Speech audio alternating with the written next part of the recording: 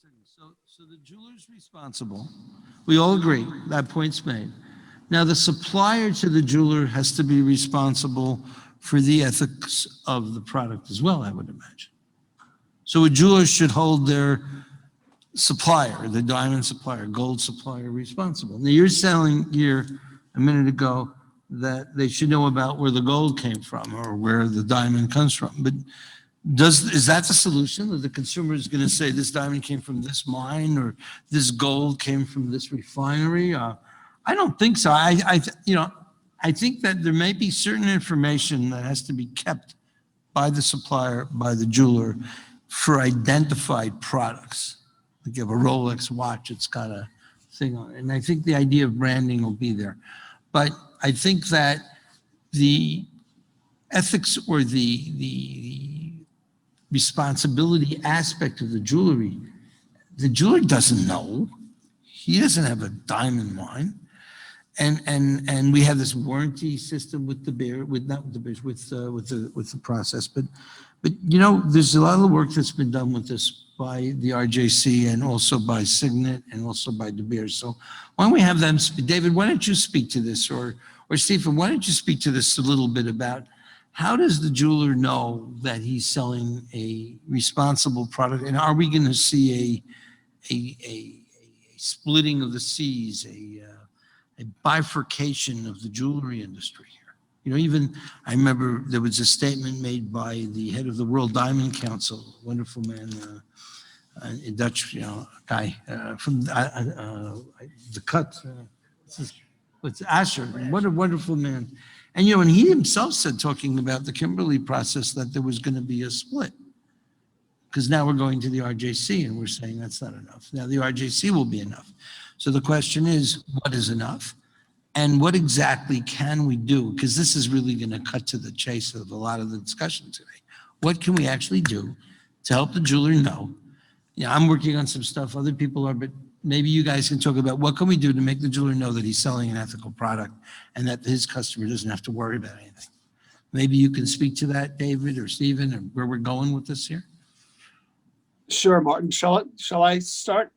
Yes, please. Yeah. I think it's been an interesting discussion, but it's very easy in this discussion sometimes to get down into great detail very quickly, when actually we sometimes need to step back a little bit. And I'd even step back and think a little bit, I should say that clearly the big diamond producers have a responsibility here. So I'll come to put jewelers in a position where they can do this. But I would step back first a little bit and say, I'm not a specialist expert on social responsibility. I know that the 17 goals from the UN, et cetera, but I'd like to always try to simplify things. And to me, fundamentally, what this question is, and everyone, no matter where you are in the supply chain or what your business is, can think about responsibility in this way. To me, it's now, and it's been an evolution over a long period of time, 20, 30, 40 years, and what that definition is. And it will continue to change. When you ask Martin, are we perfect? We'll never be perfect, because there's a journey that new demands and requirements come. And the reason that they come is that, in my view, really what fundamentally this is all about, responsibility, is in the way in which you do your commercial business. It's not something on the side. It's fundamentally as a part of the way in which you choose to execute your business. Do you help to address the issues that are of particular importance, either firstly in the communities in which you work, and secondly, in the broader world that we're all a part of? And we've got a lot of advice around, the UN SDGs that give us the sense of areas where the world's problems are. And what we have to each ask ourselves is, can we execute our business in a way, a different way, or in a way in which we help to be part of the solution to those problems? So it doesn't matter to me if you're a small retailer or a big mining group. You are executing your business, and you can think about how do you execute it so you can have what we call positive impact as a result of your commercial activity, not something you choose to do on the side with profits that you generate from it. And that to me is really fundamental, and it's been and it's been a change in the world, in the corporate world in particular. And what becomes fundamental there then is your values. So what set of values do you have that guide the way in which you decide to execute your business to help be a part of the solution to the big problems that we all face in the world? And it doesn't matter if that's a small business or a big business, you all have the opportunity to make those choices about how you do business. And why I think, and we joked, 10 years ago that we were maybe a bit early. I don't think we're early now, because I think, and I believe really strongly that the concept of what we call status in our luxury goods industry, not unique to us, true to the whole industry, is evolving. And status used to be, in its simplest, really about ability to demonstrate financial success through the products that you buy. And to me, the status amongst our younger targets are evolving to the question of, do the things I buy and the brands that I want, are they a representation of my values?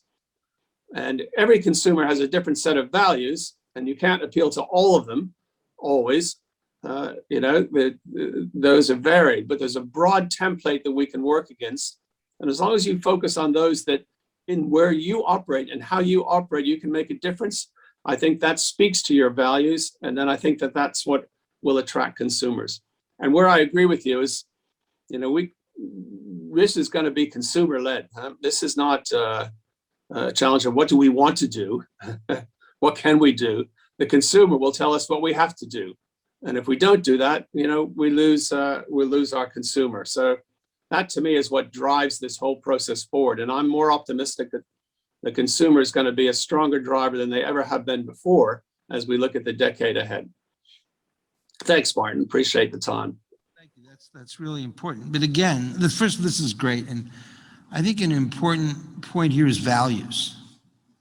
And that money is a way to express values. And diamonds, wearing diamonds, besides the idea of maybe financial security, emotional security we talked about this morning, but it's values. And how do diamonds fit into the values of the current, consumers or people?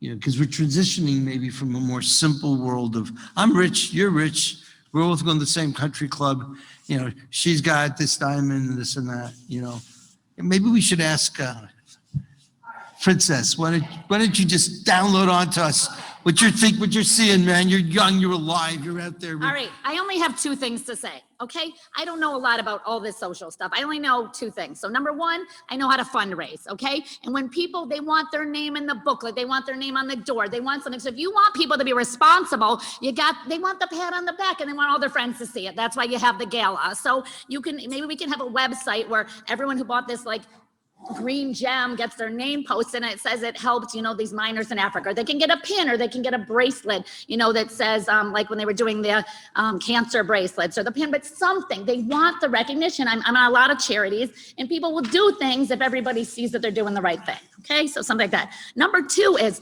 man, we're just talking and talking, and we just need to find a better way to communicate. And I have a better way to communicate. It's music. And my roommate made this.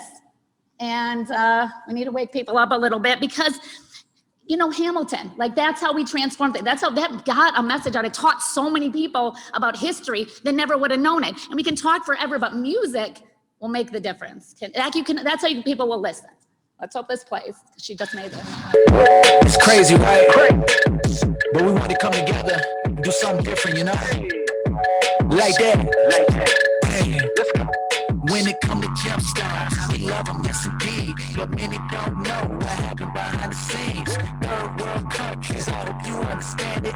Many sacrifice just to feed their whole family. That's just what it is. And I'm so passionate, so many lives lost. And it's from accidents. We made something special happen all over the globe.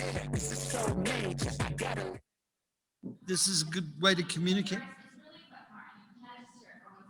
Please, I'm with you. It's good. We're cool. I'm on my phone and he's just gonna do this because really it's more important just to hear what he's saying.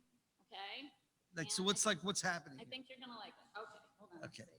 So you're saying that music is a better way to communicate? But we want to come together and do something different, you know? Right, you play the big- Like that. Yeah, but Hey, what it's saying? When it come to gemstones, we love them, yes indeed. But many don't know what happened behind the scenes. Third world countries, I hope you understand it. Many sacrifice just to feed their whole fam. Yeah, that's just what it is. And I'm so passionate. So many lives lost, and it's from accidents. We made something special, helping all over the globe. This is so major, I gotta let you know. Yeah, steady shining, I know you like that. Time to make a change, we gon' do it like that. Hey, steady shining, I know you like that. Time to make a change, we gon' do it like that. Hey, I know that many never knew about gemstone miners and what they go through. Yeah, I know that many never knew about gemstone miners and what they go through. We gon' make it right. We gon' make it right. We gon' make it right. We gon' make it right. We gon' make it right. We gon' make it right. We gon' make it right. We gon' make it right. Okay, all right. I got the message. Look, Okay, fine. I think, wait. So, sit. Chill, you're great. I love your energy. So what you're saying is that not just that we have to do the right thing and we have to ask the right questions, but we have to communicate it. And what I was looking for here was, what's the retailer, what does a small retailer think about this whole social responsibility game, okay? I know you're excited about it, which is why you're here, which is great, but seriously thinking here, you got these mining companies here, you got Rosa, you got De Beers, you probably have the most Gitano, you got all these tremendous people, right? So let's think about this. What does the jeweler need? I mean, I took a poll yesterday, okay? And I have a group of 24,000 retail jewelers. It is the largest group of retail jewelers in America. There are 24,000 active retail jewelers that I see every day. And I said, how many times does anybody come into your store and ask if anything is ethically sourced? And the answer was never. Okay, do you understand? Never. I know everyone says, oh, it's so important and all this stuff. I've been selling diamonds for 21 years. I've been asked 5 times where it came from. So maybe it's coming and it's the younger thing. But this is like McDonald's. Someone at the CEO at the top says, we need to serve healthy food. But their customers don't want healthy food, you know? And so this jeweler in Iowa who's eating McDonald's isn't really getting this ethical stuff yet. He's just not. I mean, never was the answer. I can show everybody the poll. Okay, and so, I mean, that doesn't mean it's not important and we should do it because it's the right thing and we should work on it. But I want you to know where they're at now, okay? Right, and that's really important. And so let's understand this. I want to bring up a different perspective. I mean, we, in the lab grown space, the reason that we're growing rapidly is because the consumer cares about the sourcing, they care about where the product is coming from. We can't meet the demand that we see. We did well during COVID, and we have a direct-to-consumer brand, as well as we supply others. And what we've seen is that the younger generation, they care about their values. Their values are that they will work for a company for less money that does good. They will also buy a product that they feel like represents their values. When I'm meeting with, what's really funny, I spend a lot of time meeting with politicians, and you meet with politicians and mostly older, they're like, wow, you can grow a diamond? I meet with a 20-year-old, they're like, oh, I proposed to my girlfriend with a lab-grown diamond. Oh, my sister got a lab-grown diamond from her husband. All of the millennials I meet with, 100% love the space because those values, they've heard about those things. So we are hearing about the fact you're looking at the real world of jewelers saying not many people are asking, but we are seeing companies that are going out there. Were around forever and they were green and no one bought them because they were more The issue, expensive. Well, but let's, wait. They've changed Guys, quite a bit. let's step away from the issue of lab Yeah. grown for a minute. Right. We'll get to it.